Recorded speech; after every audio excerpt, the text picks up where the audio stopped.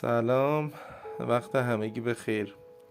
ما به دوستان اعلام میکنیم که ببینید دقیقا چقدر پای بهتون تعلق میگیره. دوستان نمیدونن از کجا برن ببینن.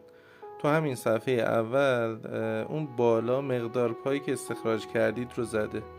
روی اون مقدار که تپ کنید میره صفحه بعدی.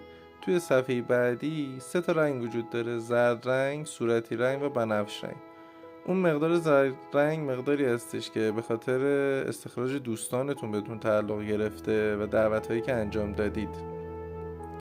مقدار صورتی رنگ مقداری است که خالص خودتون استخراج کردید و مقدار بنفش رنگ مقداری است که به کیف پولتون انتقال داده شده بعد KYC.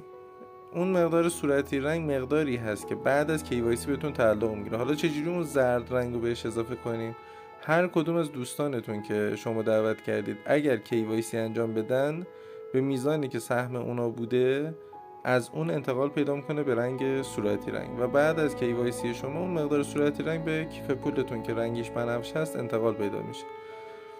در مورد مینت چک لیست هم بعضی دوستانی میپرسن کجاست، چجوری دسترسی بهش داشته باشیم. تو همین صفحه اون پایین گزینه مینت چک لیست هستش، بزنید واردش میشید. 9 تا آیتمه، اونا باید سبز بشه که به صورت کامل تو کانال تلگراممون قدم به قدم نوشتیم که چجوری اون گزینه‌ها رو سبز کنید تا برسید پشت در KYC که اکانتتون کامل باشه. برای KYC مدت زمان زیادی هم نمونده. سعی کنید سریعتر اکانتتون رو برسونید به مرحله KYC. در پناه خدا باشید.